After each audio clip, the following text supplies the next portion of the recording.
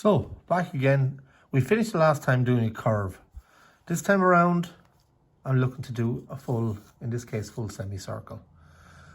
There's no point in trying to draw this as a block down here, then trying to draw that curve without doing the crate first. You have to start with a crate.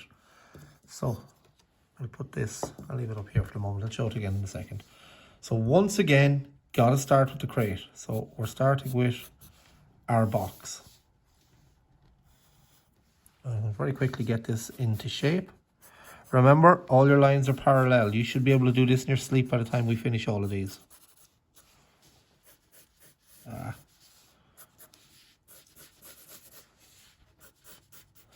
Okay, so more or less have the box.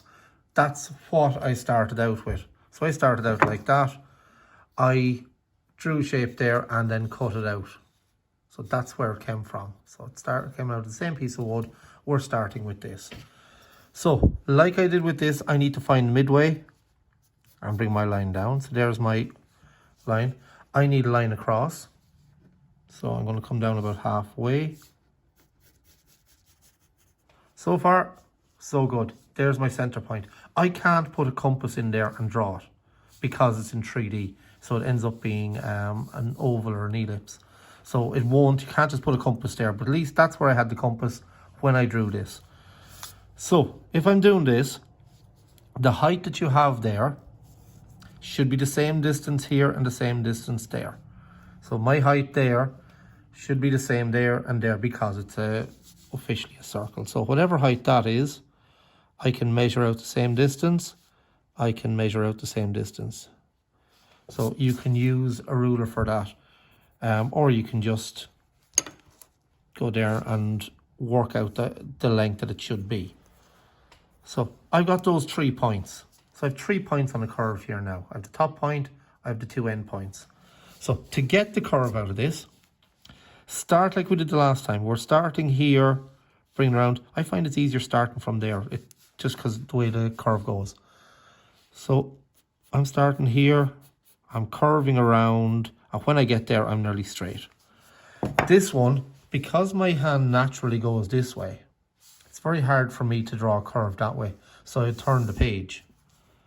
Now it matches my hand. Much easier for me to do a curve. So if I bring that around, now you're going to have to practice that a bit.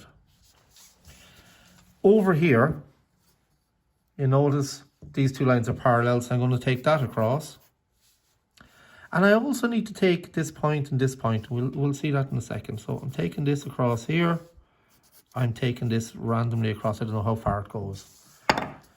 So I should know how far it goes because this and this are parallel. Isn't that right? So that should be, so there's this piece here. Now I need to do a curve over there. I have the top point, I have the bottom. It's the same 2 points as this. At least it should be. So that curve should match there.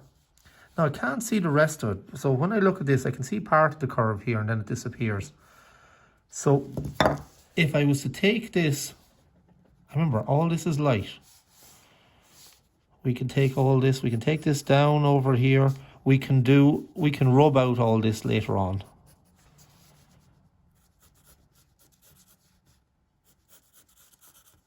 Okay, they're all parallel lines. All I'm doing is parallel lines. We can either rub them out or we can go over the ink afterwards. So there's my curve coming down to this. I'm going to have to rub some of that out, aren't I? So over here, you just need to draw a line like this. Here you've got that there. Now, let's rub out a bit because this is starting to get a bit crazy. So take off any of the lines you don't need. So I'm just going to go mad rubbing stuff out here.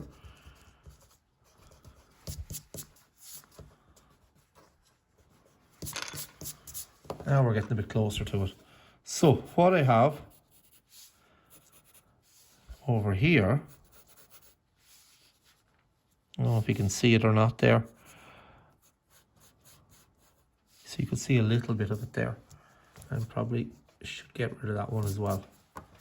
So what you're getting is more or less the same as we have here. If I went about shading this, and I'm not going to spend long on shading it, I could shade this in. So say, for example, let's shade this in a little bit, just to make it look and stand out a little bit more. So I could start heavy here, work my way up and get a bit lighter as I'm going up. Over there, start a bit heavier, come a little bit lighter. Leave that little bit of a white gap in the middle, just to give the idea of a curve. So what you have there